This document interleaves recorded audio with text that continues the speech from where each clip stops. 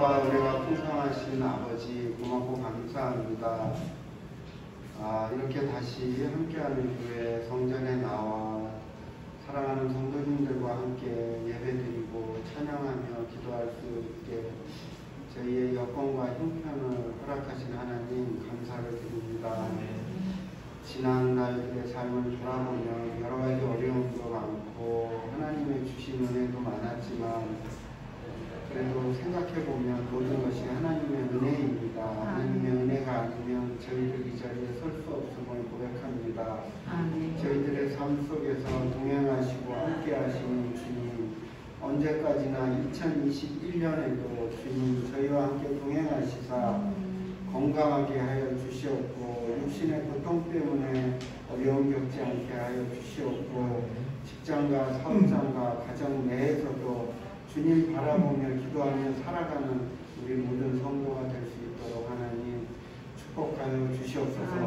오늘 이 시간 들려지는 찬양 가운데 은혜 주시고 들려지는 말씀 가운데 축복된 말씀을 우리 가슴속에 새겨져 우리가 살아가는데 하나님의 은혜를 더욱더 가슴에 새기며 살아갈 수 있는 귀한 날들이 되게 인도하여 주시옵소서. 우리 주 예수 그리스도 이름으로 감사하며 기도드리옵나이다.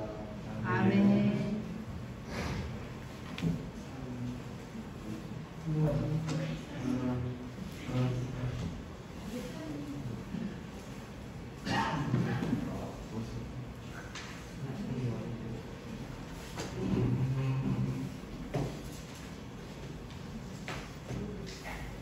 찬송가 430장입니다.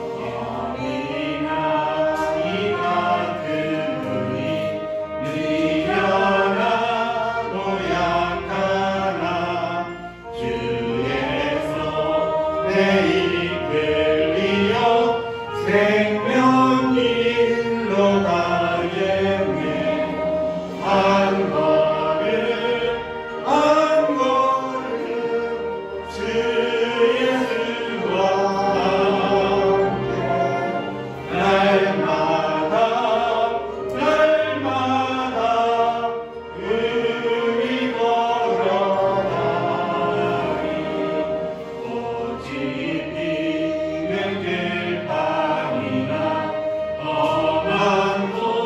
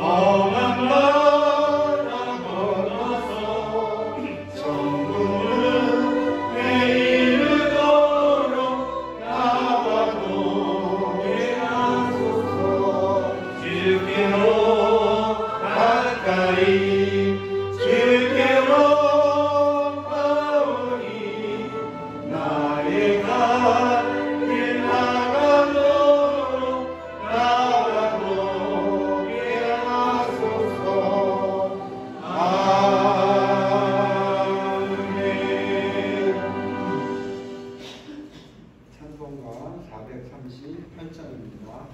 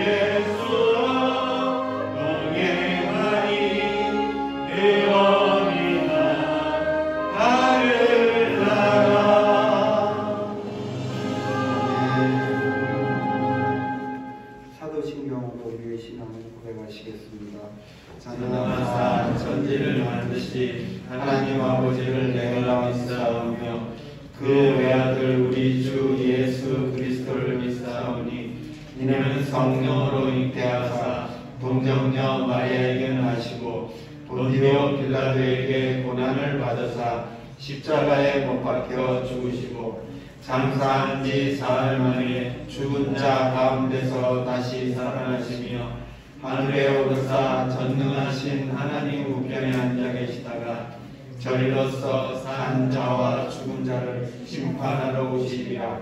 성령을 믿사오며 거룩한 공예와 성도가 서로 교통하는 것과 죄를 사하여 주시는 것과 몸이 다시 사는 것과 영원히 사는 것을 믿사옵나이다. 아멘. 사랑의 주 하나님 아버지 감사합니다. 비록 코로나라는 전염병으로 말미암아 하나님께 예배당에 함께 모여 예배드리지 못했지만 각각 처한 환경 속에서도 믿음 안에서 예배드리며 살아갈 수 있었음도 모두 다 하나님의 은혜를 알게 되어 더욱 감사합니다. 오늘은 특별히 우리의 기도와 간구를 들으시고 코로나 전염병을 조금은 잠잠케 하심으로 주의 몸된 교회에서 함께 모여 예배드릴 수 있게 되어 진실로 감사합니다.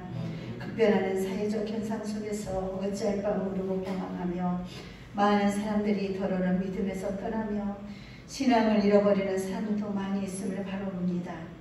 그럼에도 불구하고 주의 사랑하는 우리 성도들 더욱 믿음으로써 주님만을 바라볼 수 있는 깨어있는 슬기로운 주의 신부들이 될 수 있도록 인도하여 주셨소서. 주님이 오실 날이 언제인지는 알 수 없지만 주님 오실 날을 고대하고 준비하는 믿음의 일꾼들이 될 수 있도록 우리의 믿음을 도와주시옵소서. 어떠한 환경 상황 가운데서도 하나님이 함께 하시고 우리를 고와 같이 버려두지 아니하신다는 주의 말씀을 굳게 잡아 날마다 승리의 삶을 살 수 있기를 원합니다. 사랑의 주 하나님 아버지, 우리는 너무나도 연약합니다. 날마다 믿음 넘어지고 또 쓰러집니다.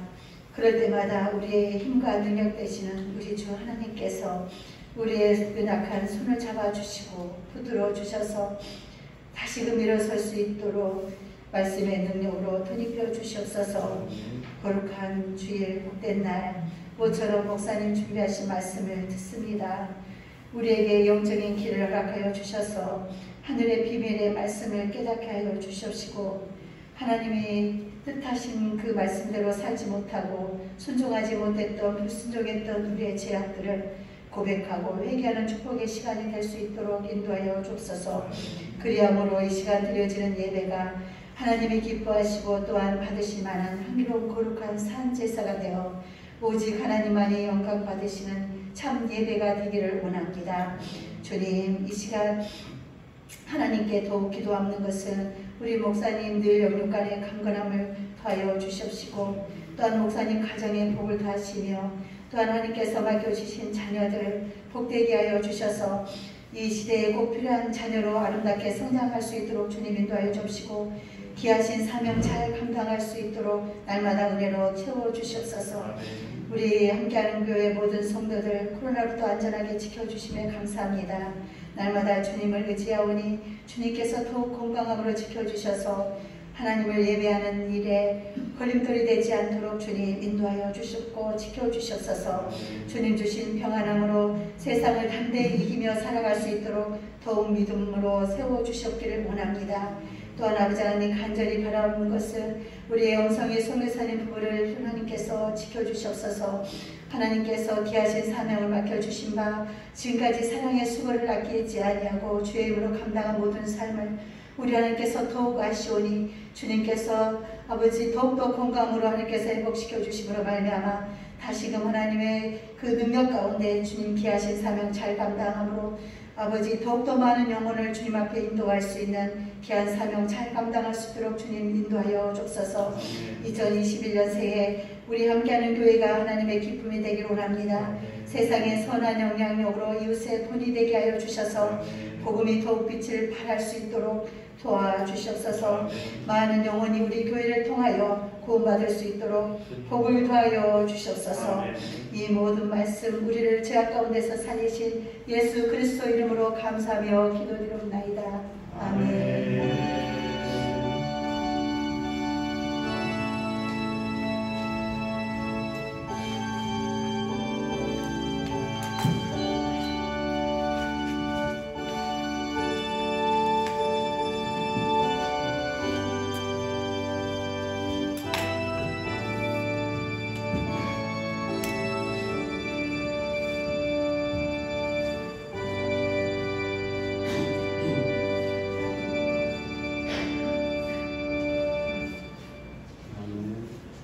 소식 주보 뒷면 함께 보시겠습니다.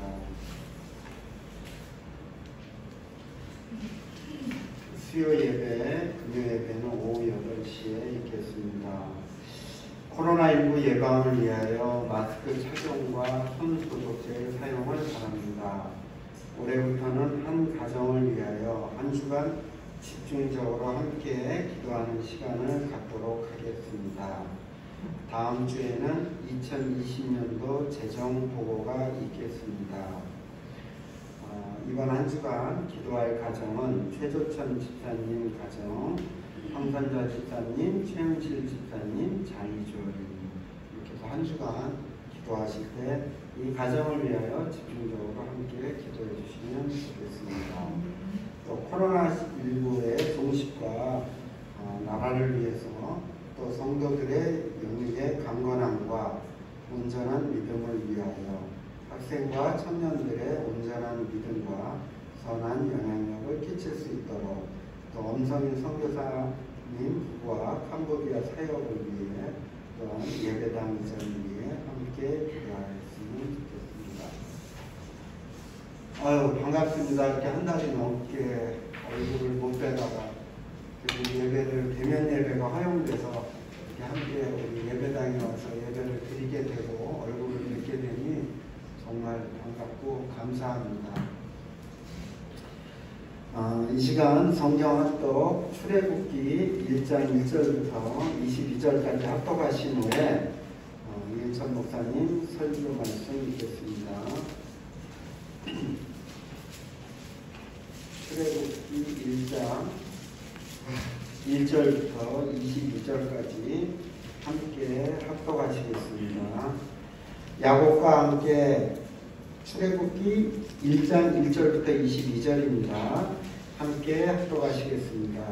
야곱과 함께 각각 자기 가족을 데리고 애굽에 있는 이스라엘 아이의 이름은 이러하니 르우벤과 시므온과 레위와 유다와 이사갈과 스불론과 베냐민과 단과 납달리와 갓과 아셀이요 야곱의 허리에서 나온 사람이 모두 70이요 요셉은 애굽에 있었더라.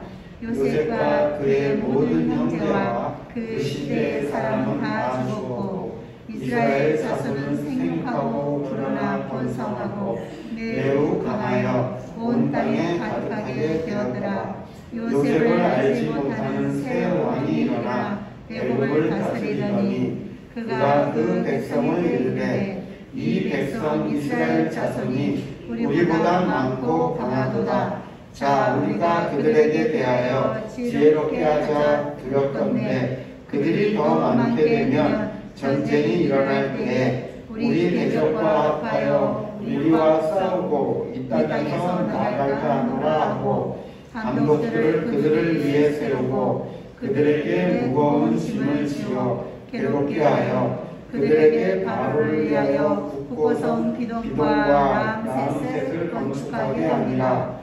그러나 학대를 받을수록 더욱 번성하여 퍼져나가니 애굽 사람이 이스라엘 자손으로 말미암아 근심하여 이스라엘 자손에게 이를 엄하게 시켜 어려운 노동으로 그들의 생활을 괴롭게 하니 곧 흙이기와 벽돌 굽기와 농사의 여러 가지 일이라. 그 시키는 일이 모두 엄하였더라. 애굽 왕이 히브리 상파 시프라라는 사람과 부하라는 사람에게 말하여 이르되 너희는 히브리 여인을 위하여 해산을 도울 때에 그 자리를 살펴서 아들이거든 그를 죽이고 딸이거든 살려두라. 그러나 상파들이 하나님을 두려워하여 애굽 왕의 명령을 어기고 남자 아기들을 살린지라. 애굽 왕이 상파를 불러 그들에게 이르되 너희가 어찌하여 이같이 남자 아이들을 살렸느냐. 상파가 바로에게 대답하되 히브리 여인은 애굽 여인과 같지 아니하고 건장하여 상파가 그들에게 이르기 전에 해산하였다 하매 하나님이 그 상파들에게 은혜를 베푸시니 그 백성은 번성하고 매우 강해진다. 그 상파들은 하나님을 경외하였으므로 하나님이 그들의 집안을 흥왕하게 하신지라. 그러므로 바로가 그의 모든 백성에게 명령하여 이르되 아들이 태어나거든 너희는 그를 나일의 강에 던지고 딸이 있거든 살려주라 살려주라 하였더라. 아멘.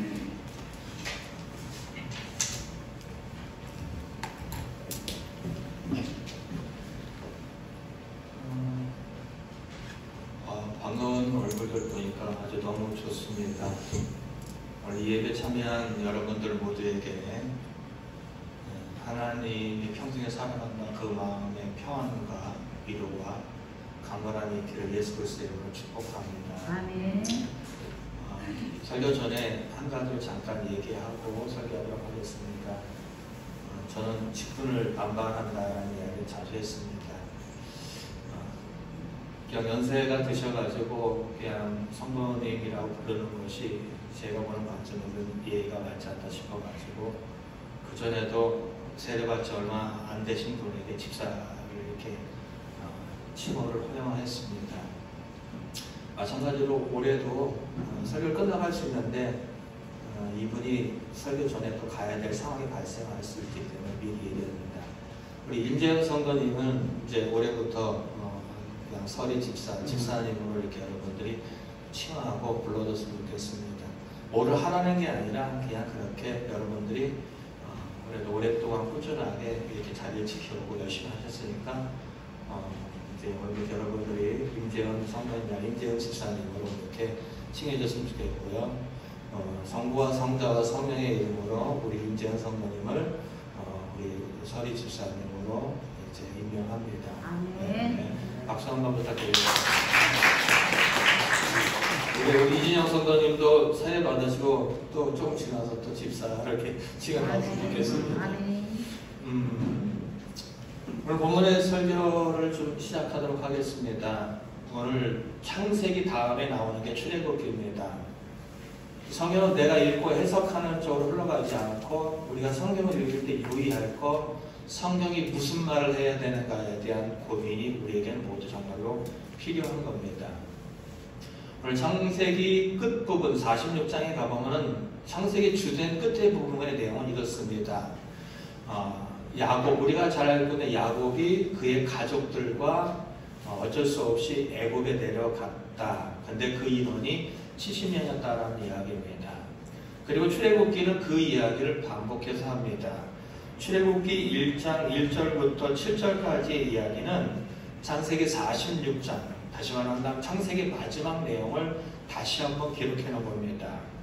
그래서 그들이 내려갔는데 그 인원이 몇 명이냐면은 5절에 보니까 70명이 됐습니다.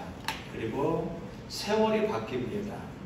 그리고 애굽에 있는 바로의 왕들도 바뀝니다. 그 시간이 창세기와 출애굽기의 시간의 사이 간격이 약 400년입니다. 400년이 흐른 시점이 되었을 때 애굽에 있는 새로운 왕이 등장하고 보니까 두려운 마음이 드는 거예요. 어떤 두려운 마음이 드냐면은 자기 신들이 애굽의 주인인데 그곳에 와서 살고 있는 이스라엘 사람들이 엄청나게 불어나기 시작했던 겁니다. 70명으로 왔던 이 사람들이 이제 400년이라는 시간이 지나면서 어느 정도까지 불어났냐면은 약 200에서 300만 명 정도 되는 인원으로 불어납니다.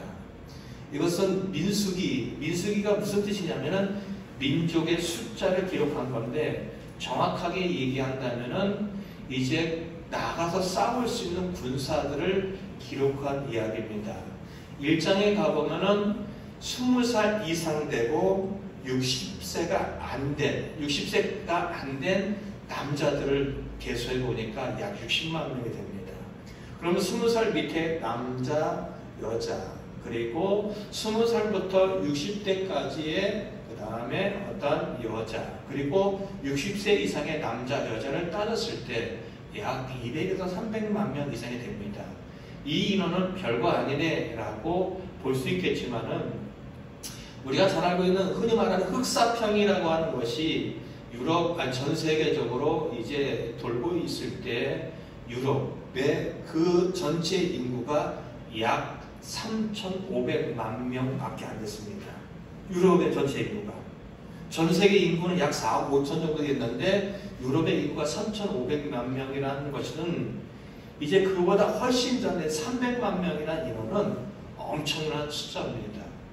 그러니까 이 바로가 딱 보니까 오늘 보고 내일 볼 때마다 인원들이 부쩍부쩍 늘어나는데 순간 겁이 납니다. 어떤 겁이 나냐면은 적들이 쳐들어오게 되어지면은 이 적들과 지금 애굽에서 종살이하고 있는 이스라엘 백성들과 연합을 해서 자신들을 치고 그리고 이 땅에서 벗어날 것을 두려워합니다.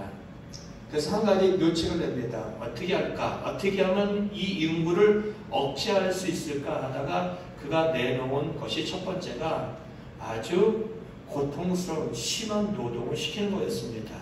그래서 그들을 강제로 동원에다가 국고성, 다시 말한다면 어떤 국가의 쌀이나 어떤 물품들을 저장할 수 있는 그러한 저장고를 만들게 합니다. 근데 우리가 읽은 본문에 보면은 이렇게 이야기합니다. 12절 우리 함께 다 같이 읽겠습니다. 시작. 그러나 학대를 받을수록 더욱 번성하여 퍼져나가니 애굽 사람이 이스라엘 자손으로 말미암아 근심하였다라는 겁니다. 학대하였다는 겁니다. 의도적으로 애굽의 왕의 칭호가 바로거든요. 애굽의 이 바로는 의도적으로 그들에게 육체적인 고통을 가해서 애들이 어떻게 해요? 자식들이 덜 늘어나도록 했다는 겁니다. 근데 밥만 먹고 나면 애가 생깁니다. 눈만 마주쳐도 애가 생깁니다. 서로 마음만 찡해도 애가 생깁니다. 수없이 많은 애들이 늘어나는 거예요. 그러니까 그 다음에 바로가 또 한 가지의 또 새로운 방법을 내놓습니다. 더 노동의 강도를 심하게 하는 겁니다. 아주 혹독할 정도로 이스라엘 백성들의 남자나 여자를 다 동원해가지고 흙으로 벽돌을 만들게 하고 온갖 밭일을 하게 하고 그리고 온갖 힘들고 어려운 일들을 다 시킵니다. 그리고 또 한 가지의 방법, 이제 산파에게 이야기합니다. 남자아이가 태어나면 죽여버리는 겁니다. 왜요? 그렇지 않으면 인원이 불어나는 것을 감당할 수 없기 때문이었습니다. 그렇지만은 그러한 것들에도 불구하고 애들은 계속 나기 시작합니다. 이제 산파들은 애굽의 바로가 얼마나 무서운 사람인지 알아요. 근데 그 사람보다는 하나님을 더 두려워하게 됩니다. 내가 이 아이를 죽이게 되면은 하나님이 이제 나에게 닥칠, 하나님 나에게 주실 그 두려움이 더 컸기 때문에 하나님 편에 서기 시작합니다. 남자아이가 태어나도 바로의 명령이 있음에도 불구하고 죽이지 않고 살려둡니다. 바로가 말합니다. 야, 내가 죽이라고 했는데 왜 죽이지 않느냐? 라는 것입니다. 그때 그들은 선의의 거짓말을 합니다. 예, 우리가 가면은요, 이 이스라엘 여자들은, 유대인들은 너무 건강해가지고 아기가 나오려고 그래 라고 해서 우리가 가방을 싸고 딱 가면 벌써 아기가 쓱 나와 있습니다. 나와서 산모가 벌써 안고 있는데 어떻게 죽일 수 있겠습니까? 라는 식의 거짓말을 하게 됩니다. 결국 이 산파들도 죽이지 못하는 그런 상황이 이르게 되자 더욱더 이 국민은 늘어나고 늘어납니다. 그러자 바로가 이제는 애굽에 있는 모든 백성들에게 명령을 내립니다. 남자아이, 이스라엘의 남자아이가 태어나면 모두 다 나일강에 집어 던져라라는 것이 오늘 우리가 읽은 본문의 내용입니다. 근데 이 내용 속에서 우리에게 강조되어지고 있는 이야기가 있습니다. 생육하고 번성했다는 겁니다. 한번 7절 보세요. 보시게 읽겠습니다. 시작. 7절. 이스라엘 자손은 생육하고 불어나 번성하고 매우 강하여 온 땅에 가득하게 되었더라. 12절 읽겠습니다. 시작. 그러나 학대를 받을수록 더욱 번성하여 퍼져나가니 애굽 사람이 이스라엘 자손을 말미암아 근심하여. 또 한 번 읽겠습니다. 20절입니다. 시작. 하나님이 그 산파들에게 은혜를 베푸시니 그 백성은 번성하고 매우 강해진다는 겁니다.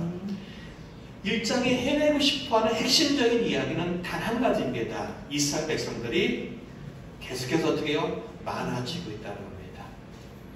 가장 강대국이었던 이 애굽의 바로가 두려워할 정도로 그 인원이 기하급수적으로 늘어났다는 겁니다. 근데 이 이야기가 무슨 말을 하고 있는 거냐면은 창세기 12장 1절에 가보면 1절부터 보면 이런 얘기가 나왔습니다. 하나님은 아브라함을 부르고 이렇게 얘기합니다. 내가 너에게 땅을 줄 거야. 내가 너에게 자손을 줄 거야. 근데 그 자손을 주는데 얼만큼 주냐면은 큰 민족을 이룰 수 있도록 주게 하겠다는 것이 하나님이 아브라함에게 주신 약속입니다. 아브라함에게 주신 약속, 내가 너를 통하여 민족을 이루겠다라는 아브라함의 약속입니다. 그래서 하나님은 아브라함을 통하여 한 사람 누구 줍니까? 이삭을 줍니다. 또 이삭을 통하여 또 누구를 줍니까? 야곱을 줍니다. 야곱을 통하여 또 누구를 줍니까? 12아들을 줍니다. 12아들을 통하여 이제 애굽으로 내려가기 전까지 몇 명을 주십니까? 70명을 줍니다. 그런데 문제는 이렇게 계속 이 인원들이 한 민족을 이루기 위해서 하나님이 선택하신 방법, 애굽이라는 나라입니다. 이 야곱의 12아들 중에 한 사람인 요셉에게 꿈을 꾸게 하고 형제들의 시기를 받게 하고 그리고 노예로 팔려나가서 애굽으로 가도록 하신 하나님의 섭리가 있었습니다. 그리고 그곳에서 이제 바로의 가장 힘있는 자리에 오를 수 있는 총리까지 가게 하도록 하나님은 간섭해 주셨습니다. 결국 하나님은 70명이 되는 이 사람이 애굽의 보호를 받고 한 민족이 성장할 수 있도록, 한 민족이 태동할 수 있도록 애굽이라는 나라를 사용하신 겁니다. 그들은 하나님을 믿지 않는 사람들입니다. 하나님을 알지 못하는 사람들입니다. 근데 그들에게 통하여서 하나님의 역사가 이루어질 수 있도록 도구로 사용하고 있다는 겁니다. 그렇게 하나님께서 아브라함에게 약속했던 그 민족이 형성되었다라는 이야기를 하고 있다는 겁니다. 그러면 그 다음에 하나님께서 아브라함에게 하셨던 약속이 또 진행이 되어져야 된다는 겁니다. 창세기 15장 한번 보겠습니다. 창세기 15장 13절부터 16절입니다.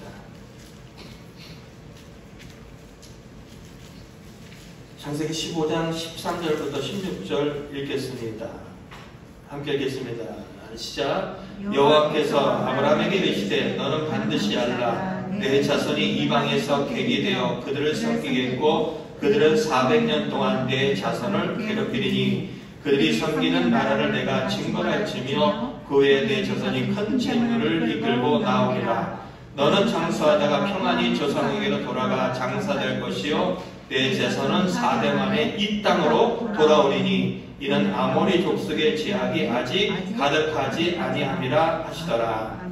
13절 보세요. 내 자손이 이방 어디입니까? 애국에서 나그네와 같은 삶을 살지만 그곳에서 애국을 섬깁니다. 그리고 그 400년 동안 애국을 통하여 괴로움을 당합니다. 그러나 하나님의 계획은 14절 그 애국 나라를 어떻게 해요? 벌하겠다는 겁니다. 그리고 나올 때 그냥 나오지 않고 큰 재물을 가지고 나오도록 하나님은 하시겠다라는 겁니다. 그리고 이뿐만 아니라 한 가지가 또 추가되어야 될 이야기였습니다. 이스라엘 백성들이 민족이 형성되어지지만은 결국 그들은 아브라함에게 약속했던 땅으로 다시 돌아와야 되는데 문제는 그 땅에 있고 있는 사람들은 어떻게 할 거냐는 겁니다. 애굽으로 돌아오는 이스라엘 백성 쪽에서는 자신의 땅을 얻으면 좋긴 하겠지만은 그들이 살고 있는 사람들은 결국 이스라엘 백성들에게 그 땅을 내어줄 뿐만 아니라 죽임을 당해야 되는데 이것은 어떻게 이해해야 될 거냐라는 겁니다. 17절, 15절, 16절 보면은 그 아모리 족속, 가나안 족속의 대표적인 족속 아모리 족속은 뭐라고요? 아직까지는 심판받을 만큼 죄가 가득하지 않다는 겁니다. 무슨 얘기죠? 함께 맞물려 가는 겁니다. 민족이 형성되어지면서 한쪽 가나안 땅의 사람들은 결국 가득한 죄로 인하여서 심판을 받을 수밖에 없는 이 상황까지 이르는 모든 것들이 다 어떻게 해요? 조화를 이루어야 되는 시점. 그때가 바로 어떻게 했냐면은 출애굽기 1장의 시점이라는 겁니다. 출애굽기 모세가 태어나는 그런 상황의 시점이라는 겁니다. 민족이 형성되어지고 그리고 가나안 땅에 죄가 가득해서 심판을 받아야 될 이러한 시점이라는 겁니다. 결국 이 이야기는 무슨 얘기냐? 하나님이 약속하셨던 것이 그렇게 흘러가고 있습니다. 믿음을 가진 하나님의 백성들과 믿지 않는 세상의 막강한 권력 가운데 하나님의 역사가 그렇게 어우러져 흘러가고 있는 상황입니다. 여러분이 지금 인식을 하든 인식을 하지 않든 이 땅의 주인이시고 역사의 주인 되신 하나님의 계획과 섭리에 의해서 이 땅은 흘러가고 또 돌아가고 있다는 겁니다. 아멘. 근데 문제는 오늘 본문의 현실을 보면은 하나님의 약속을 받은 백성들의 현실을 보자는 겁니다. 그들의 현실은 어떨까요? 고통스럽습니다. 신음을 하고 있습니다. 몸서리치고 있다는 겁니다. 오늘 이들의 현실을 잘 나타내는 표현이 2장에 가보면 나타나 있습니다. 출애굽기 2장 23절부터 24절입니다. 함께 읽도록 하겠습니다. 출애굽기 2장 23절 24절입니다. 시작. 여러 해 후에 애굽 왕은 죽었고 이스라엘 자손은 고된 노동으로 말미암아 탄식하며 부르짖으니 그 고된 노동으로 말미암아 부르짖는 소리가 하나님께 상달되시라. 하나님이 그들의 고통 소리를 들으시고 하나님이 아브라함과 이삭과 야곱에게 세우신 그의 언약을 기억하사 그 땅으로 돌아오겠다 하신 약속을 하나님은 잊지 않고 계시다는 겁니다. 근데 이스라엘 백성들의 현실은 어떠냐? 이제 고된 노동, 너무 그 고통스러운 노동 때문에 탄식하고 부르짖고 있다는 겁니다. 죽겠습니다. 미치겠습니다. 라는 탄식 소리예요. 그 부르짖음이 하나님께 기도했다는 이야기가 아니라 너무 고통스러운 이야기를 그들은 그렇게 내어놓고 있다는 겁니다. 갑자기 생각납니다. 집사람이 이제 손님이 와서 물건을 사겠다고 했습니다. 근데 결제하면서 좀 깎아주세요 라고 했는데 뒷부분이 한 500원 정도를 깎아달라고 얘기했나 봅니다. 뭐 2만 얼마 정도 했는데 한 500원 정도 붙었나 봅니다. 근데 집사람이 갑자기 있다가 아휴 라고 했다는 겁니다. 그 사람이 아니 500원 깎아달라는데 한술까지 쓸 이유가 뭐가 있느냐라는 겁니다. 근데 집사람이 가끔마다 한숨을 쉬어요. 이유가 뭐냐면은 체력이 약해요. 체력이 약하다 보니까 갑자기 힘들고 갑자기 힘들다는 표현들을 자고하고 자신도 모르게 아휴 이렇게 얘기합니다. 우리도 그렇잖아요. 우리도 어느 순간에 의식하지 않는데 너무 힘들 때 한숨을 라고 쉴 때가 있다는 겁니다. 오늘 이스라엘의 현실은 그래요. 하나님의 약속에 붙들려 있는데 그들의 현실이 우리가 생각하는 것처럼 잘 먹고 잘 살고 맨날 희희낙낙한 삶이 아니라 하나님의 약속을 받고 있는 백성인데도 불구하고 그들의 현실은 고통과 좌절과 죽지 못해 사는 인생들이 대부분이라는 겁니다. 우리는 착각하지 말아야 돼요. 하나님을 믿는다라는 이야기는 이 땅에서 정말로 잘 먹고 잘 사는 날이 보장된다는 이야기는 아닙니다. 돈 많이 벌고 싶으면요 하나님 믿는 거와 상관없이 여러분들은 잘 벌 수 있습니다. 왜요? 돈 잘 버는 거는 열심히 그리고 머리 쓰는 사람들에게 믿는 사람이든 믿지 않는 사람이든 하나님께서 일반적인 모든 사람에게 주시는 보편적인 은혜예요. 기도 열심히 하고 일하지 않는 사람 가난합니다. 기도 열심히 안 하고 열심히 일하는 사람 돈 많이 법니다. 그거는 믿는 사람이나 믿지 않는 사람에게 주시는 은혜가 아니라 믿든 믿지 않는 모든 사람에게 주시는 일반적인 은혜입니다. 악인에게 의인에게 비를 똑같이 내려주시고 해를 똑같이 비추는 것처럼 하나님은 이 땅에서 성도들을 잘 먹고 잘 살도록 하기 위해서 부르지 않았습니다. 우리가 잘 알고 있는 야곱이라는 사람, 그 사람이 이제 어쩔 수 없이 기근 때문에 애굽으로 이주할 때 70년 갔다고 했죠. 바로가 묻습니다. 야, 너 몇 살이냐? 라고 했을 때 그는 이렇게 이야기합니다. 창세기 한번 보겠습니다. 창세기 47장 9절 보도록 보겠습니다. 창세기 47장 9절입니다.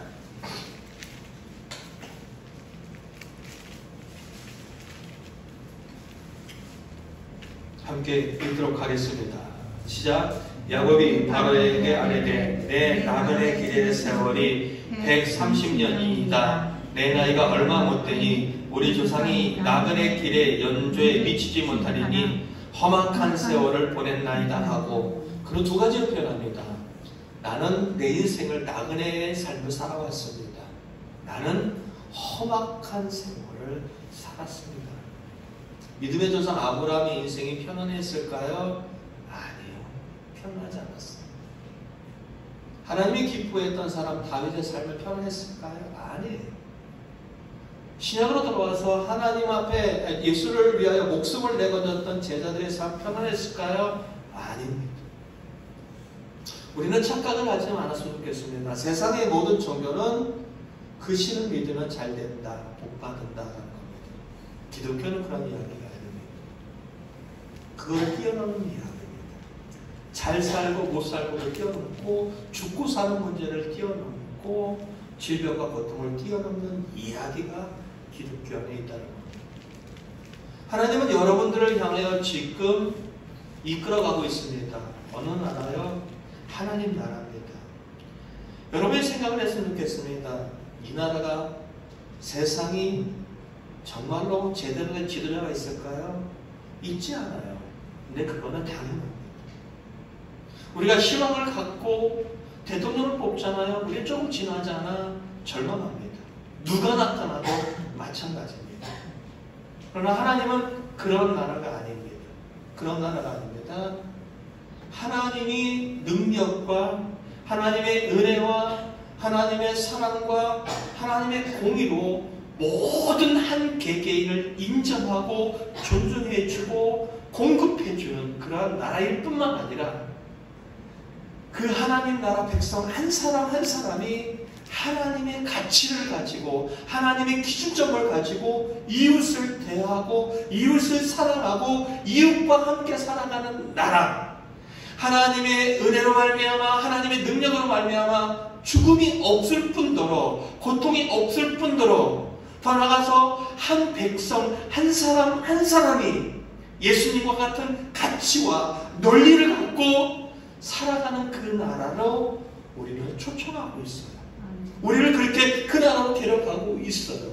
우리가 가야 될 천국은 그냥 단순히 좋다, 죽음이 없다 이게 아니라, 그래, 이게 바로 천국이다, 이게 바로 나라지, 이게 바로 모든 사람이 숨쉬고 모든 사람이 기뻐하고 모든 사람이 평화스럽고 모든 사람이 행복할 수 있는 나라지 맞아라고 손바닥 치고 인정할 수밖에 없는 그 나라로 하나님은 우리를 부르셨다는 겁니다. 근데 거기까지 가는 과정 속에서 이 나라의 나그네의 삶은 우리에게 고통의 삶이 멈추지 않는다는 겁니다.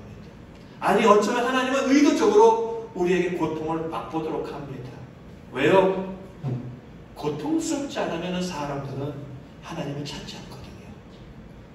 내가 돈이 많이 있는데, 내가 건강이 자신 있는데, 내가 부족하고 아쉬운 것이 없는데 하나님을 찾을 이유가 뭐가 있을까요? 없어요. 돈 많고 세상에서 가장 불행한 사람은 돈이 많고 가장 건강하고 가장 근심 걱정 없다가 지옥 간 사람입니다. 그 사람은 신을 찾을 기회가 없어요. 하나님을 찾을 기회가 없어요. 왜요?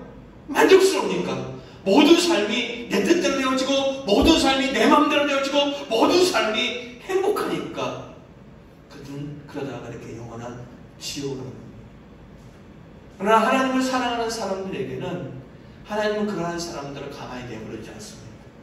하나님은 의도적으로라도 그 사람들에게 고통을 줘서라도 하나님을 찾게 하고 하나님께 돌아오도록 하게 한다는 겁니다. 결국 야곱은 130년 그 이상의 삶을 살면서 험악하고 나그네 삶을 살면서 가장 정확하게 할 수 있었던 것, 자식들을 축복하며 사는 것, 내가 내 하나님으로 너희들에게 축복한다는 겁니다. 내가 알고 있는 하나님, 내가 알고 있는 경험한 그 하나님은 아브라함이 경험했던 하나님, 이삭이 경험했던 하나님보다 더 확실하고 더 정확하다는 겁니다.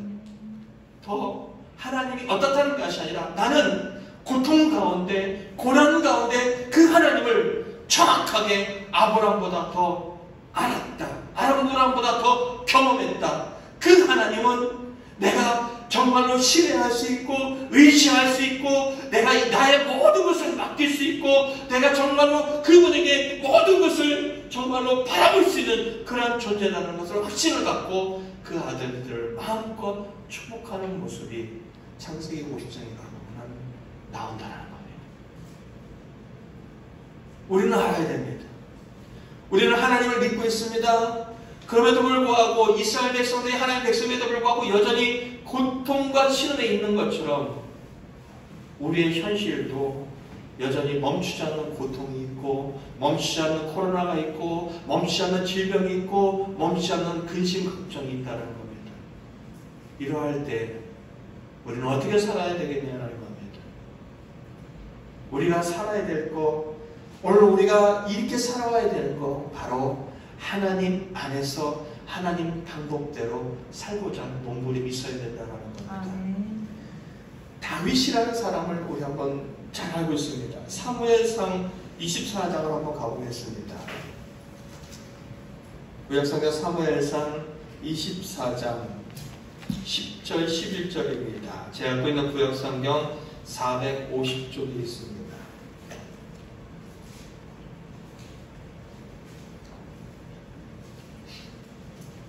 24장 10절 11절 우리 함께 읽도록 하겠습니다. 시작. 오늘 여호와께서 볼에서 왕을 내 손에 넘기신 것을 왕이 아셨을 것입니다.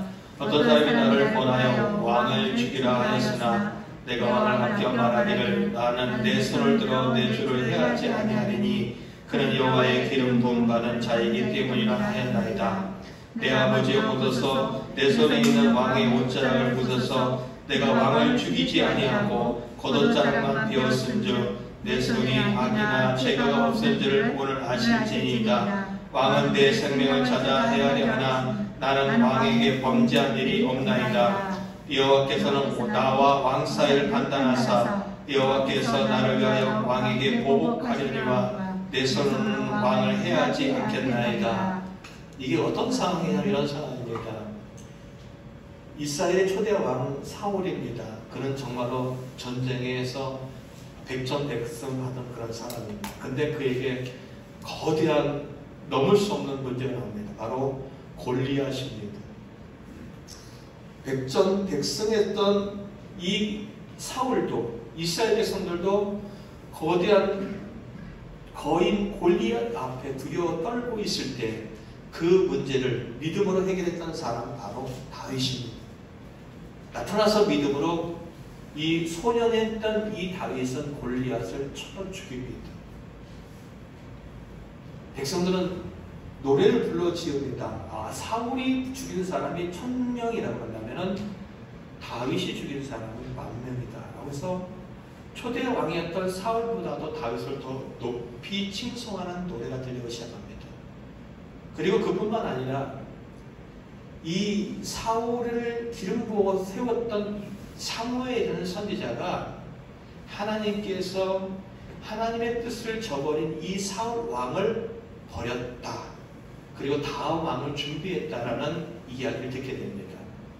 그 순간부터 사울은 한마디로 얘기하면 정신이 돌아버립니다. 누가 내 자리를 넘보고 있다는 것이지 내 다음에 내 자식이 아니라 새로운 놈이 왕이 된다는 이야기지. 근데 가만히 돌아가는 상황을 바라보니까 다윗이 그 왕이 될 것 같습니다. 엄밀히 따지면 다윗은 사울의 사위입니다.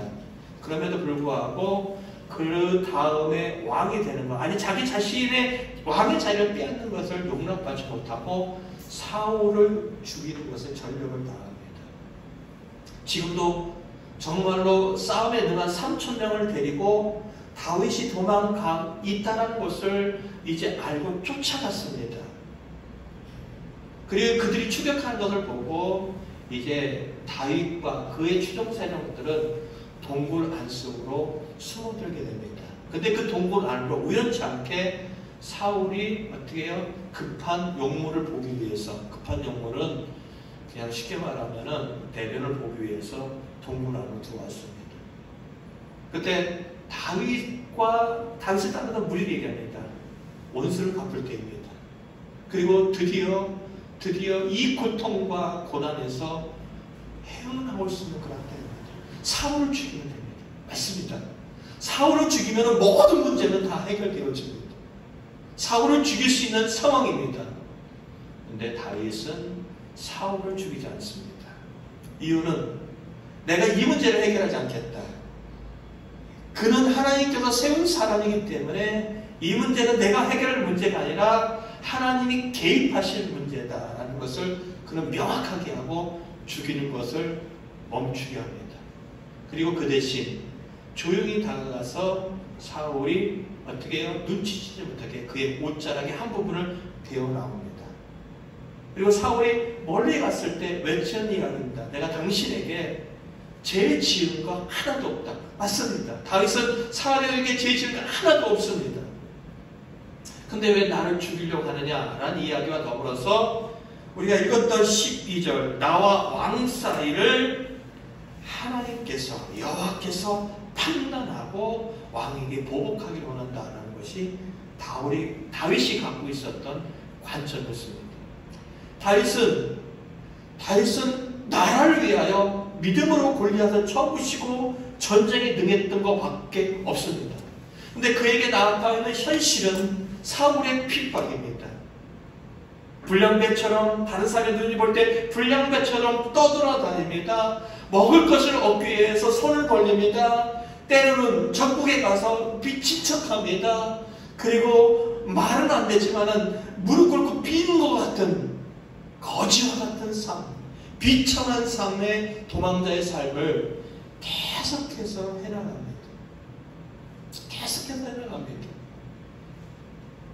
하나님께서 나타나서 야 조금만 힘내 내가 도와줄 거야. 사무엘상의 이야기를 보면 그런 이야기 나오지 않습니다.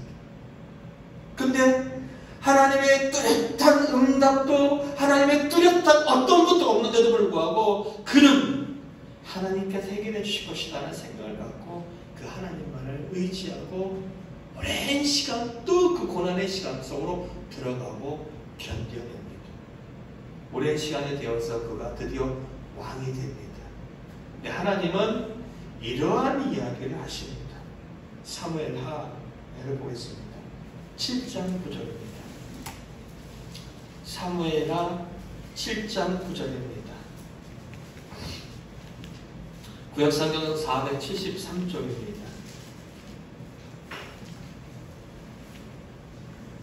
사무엘하 7장 9절 함께 읽겠습니다. 시작. 네가 가는 모든 곳에서 내가 너와 함께 있어 내 모든 원수를 내 앞에서 멸하였은즉 땅에서 위대한 자들의 이름같이 내 이름을 위대하게 만들어주리라. 보세요.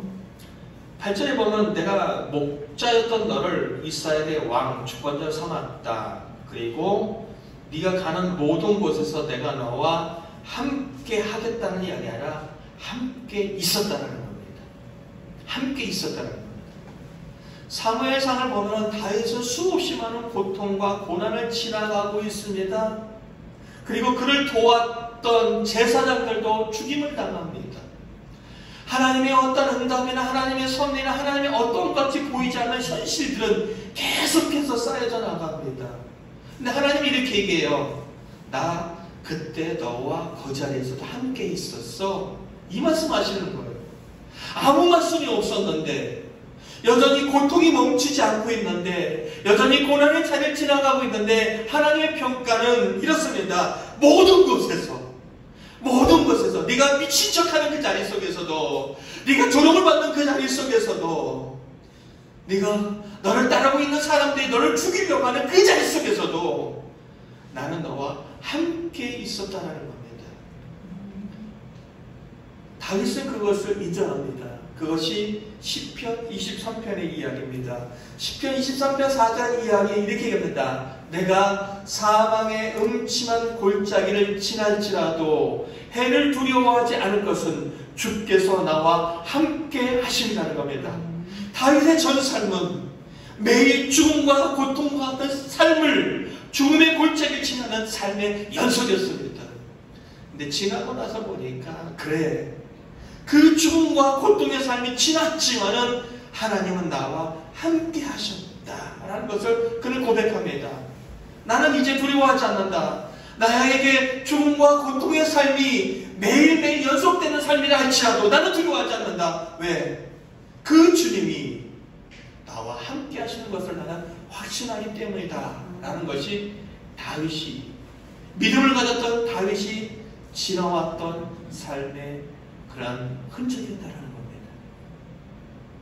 사랑하는 성도 여러분, 여러분은 여러분의 인생을 살아가고 있습니다. 그리고 어떤 사람은 우리가 말로 표현할 수 없는 힘들고 어려운 시간을 지나가고 있습니다. 어떤 사람은 괜찮은 삶을 지나가고 있습니다. 그러나 우리 모두는 잊지 말았으면 좋겠습니다. 내가 인식하든 인식하지 않든 하나님은 나와 함께 하신다는 것입니다. 마태복음 1장 21절부터 보면 이렇게 합니다. 아들을 낳으리니 이름을 예수라라는 겁니다. 그는 자기 백성을 저희 죄에서 구원할 자심이라는 겁니다. 예수님이 이 땅에 오셨습니다. 그분이 우리 위해 죄를 구원하게 오셨습니다. 그런데 이 말을 23장에서 이렇게 합니다. 이 말은 이사야 선지자가 이사야 7장 14절에서 이야기했던 임마누엘의 성취제의 말씀이라는 겁니다. 예수님이 이 땅에 오셨다. 근데 그분이 우리를 위해 죽으시고 우리의 죄를 용서하셨다라는 이야기는 임마누엘이라는 말의 성취다. 임마누엘의 뜻이 뭘까요? 하나님이 우리와 함께 하신다는 겁니다. 예수님을 이 땅에 보내셨다. 내가 예수님을 믿는다는 이야기는 내가 인식을 하든 인식을 하지 않든 하나님이 나와 함께 하신다는 이야기입니다. 그분은 내 죄인이 있을 때 나를 사랑하셨습니다. 내가 고통받을 때도 사랑합니다. 내가 하나님 앞에 죄를 짓고 멀리 있을 때도 여전히 나와 함께 하시며 사랑합니다. 여러분이 하나님의 마음에 들든 들지 않든 그 하나님은 여러분과 항상 함께 하신다는 겁니다. 무엇이 힘듭니까? 무엇이 고통스럽습니까? 나와 함께 하시는 하나님을 바라보시기 바랍니다. 그분을 통하여 여러분이 지금 이해하지 못할다 할지라도 하나님은 여러분의 인생을 빛되게 하실 것이고 여러분의 인생을 복되게 하실 것이고 여러분의 인생을 의미 있게 하실 것이라는 겁니다. 예레미야 29장 11절 한 절 말씀을 읽고 말씀을 맺고자 합니다. 예레미야 29장 11절입니다. 구약성경 1097쪽입니다. 예레미야 29장 11절입니다. 1097쪽입니다. 함께 읽도록 하겠습니다. 시작. 여호와의 말씀이라 너희를 향한 나의 생각을 내가 하나니 평안이요 재앙이 아니라 너에게 미래와 희망을 주는 것이니라.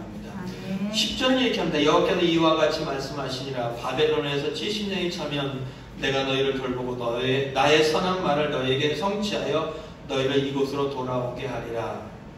이스라엘 하나님 앞에 범죄합니다. 그 나라를 망합니다. 포로로 끌려갑니다. 그러나 하나님은 하나님을 욕되게 했던 이스라엘을 포기하지 않습니다. 70년이라는 포로의 삶을 마치고 돌아온다는 겁니다.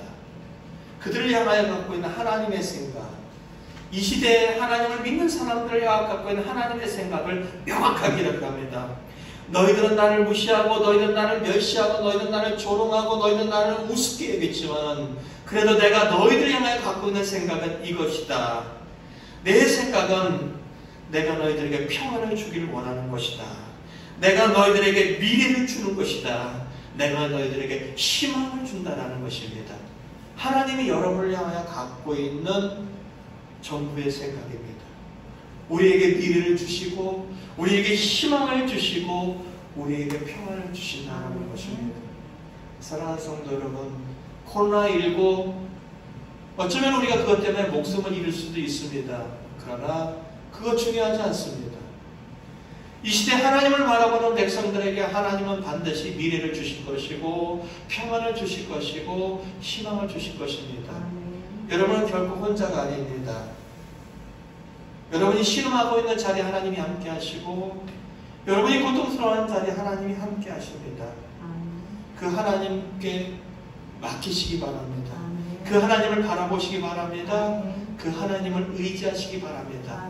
순간적으로는 그 고통이 끝나지 않은 것 같고 그 문제가 해결되지 않은 것 같지만은 그러나 궁극적으로 나는 그곳에 너와 항상 함께 있었다라는 다윗에게 하셨던 말씀과 같이 하나님은 항상 여러분과 함께 하십니다.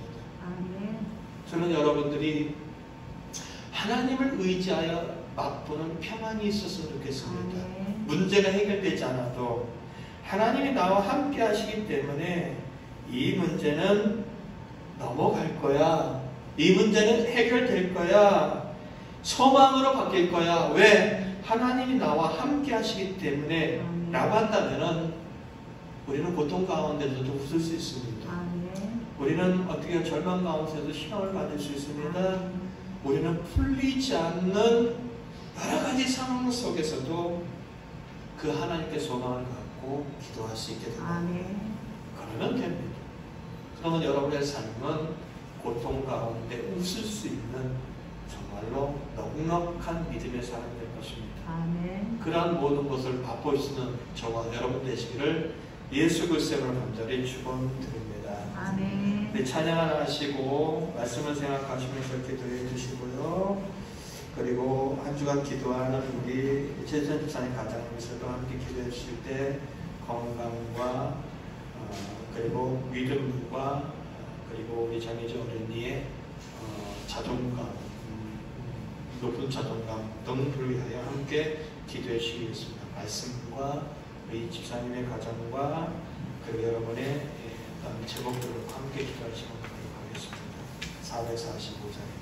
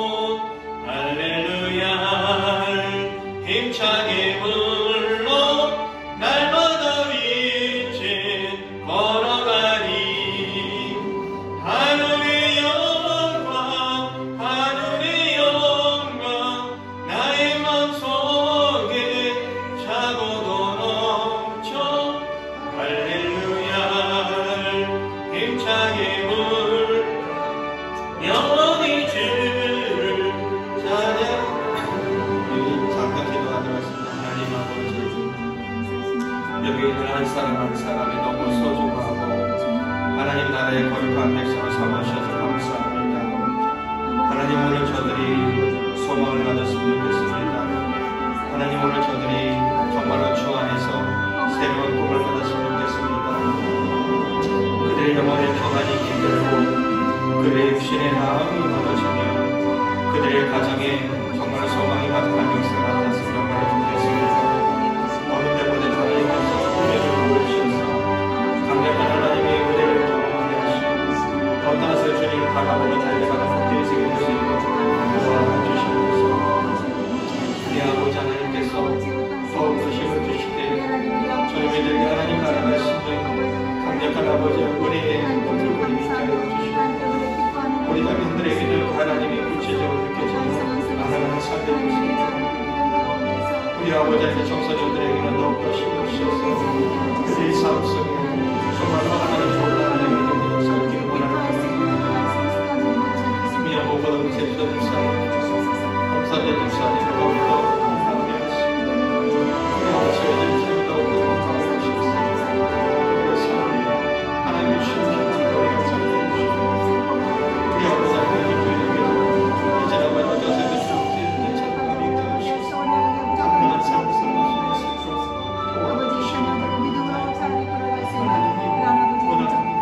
하나님의 사랑 뜻을 이루시고 영광을 주시옵소서.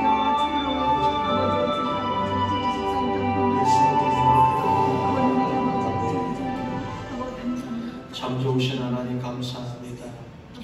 코로나19 속에서도 정말로 건강해지지 아니하고 하나님의 사랑하는 성도들과 함께 예배드리게 하신 정말로 감사를 드립니다. 아멘. 간절히 바라고 나왔기는 하나님이 지금까지 베푸셨던 은혜와 보호를 지속적으로 허락하여 주셔서 이 코로나19 때문에 어느 누구도 어려움 당하지 않도록 도와주셨고서 아멘.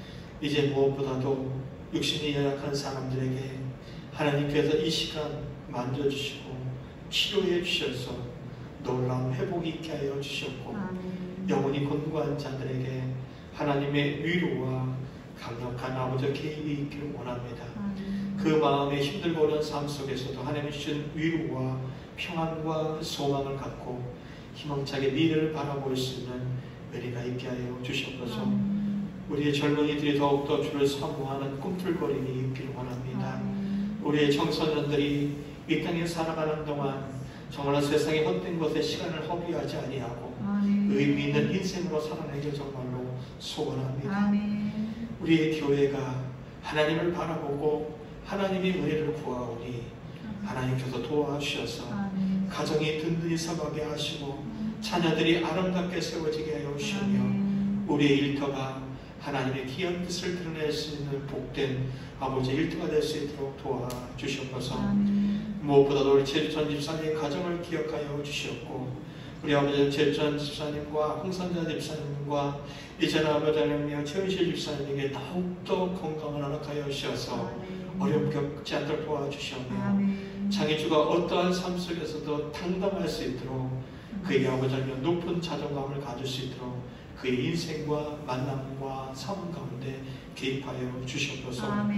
오랜만에 우리 함께 참여한 모든 성도들에게 은혜를 베풀어 주시되 특별히 우리 이준현 성도님을 더욱더 기억하여 주셔서 아버지 그의 아픈 육신을 치료하여 주셔서 일상 아버지의 삶을 누리는데 살아가는데 일을 해나가는데 어려움 없게 하여 주시옵고 하나님의 놀라운 개입을 통하여 하나님의 은혜를 맛보며 살아가는 복된 인생 되게 하여 주시옵고 또 아버지 하나님 저의 자녀도 아버지와 기억하여 주시옵고 군생활 잘할 수 있도록 도와주시옵소서. 오늘 또한 아버지 하나님 우리 민재현 집사님을 하나님께서 기억하여 주시옵고 두 딸을 기억하여 주셔서 그의 인생 가운데 하나님과 동행하는 기쁨과 감사와 감격이 가득할 수 있도록 도와주시옵소서. 또한 아버지 하나님여 2월 27일 날 새로운 가정을 꾸미고 또한 아버지 하나님여 계획하는 우리 은지의 삶 가운데 개입하여 주셔서 이 일이 잘 진행될 수 있도록 허락하여 주시옵고 아름다운 가정을 꿀 수 있도록 모든 것 가운데 개입하여 주시옵소서. 다시 한번 하나님을 바라봅니다. 하나님의 은혜를 구합니다. 하늘의 신령한 것들을 매일 쏟아부어 주셔서 아멘. 죄짓지 아니하고 하나님의 은혜로 만족하며 살아가는 우리 모두가 다 되게 하여 주시옵고 아멘. 물질로도 어려움 당하지 않도록 하는 일마다 다 잘 되게 하여 주시옵소서. 아멘. 이 시간 하나님 앞에 예배를 드리면서 마음을 드리면서 물질을 드리면서 정성을 드리면서 하나님의 은혜를 구한 모든 사람들에게 하나님의 크신 도우심과 위로함과 아버지가 개입하심이 있기를 소원합니다. 아멘. 이 시간도 아버지 앞에 모든 것을 맡기고 감사하며 우리 주 예수 그리스도의 이름으로 축복하고 기도 올려옵나이다. 아멘. 지금은 우리 주 예수 그리스도의 은혜와 하나님 아버지의 크신 사랑과 성령님의 내주 교통하심이 어떤 상황 속에서도 하나님을 바라보고 지금의 현실을 소망 가운데 지나기를 원하는 우리 함께하는 교회의 모든 성도들과 그리고 코로나로 인하여 고통을 당하고 신음하고 있는 모든 아버지며 환우들과 그리고 일선에서 최선을 다하는 의료진들과 그것을 담당하는 모든 사람들에게 그리고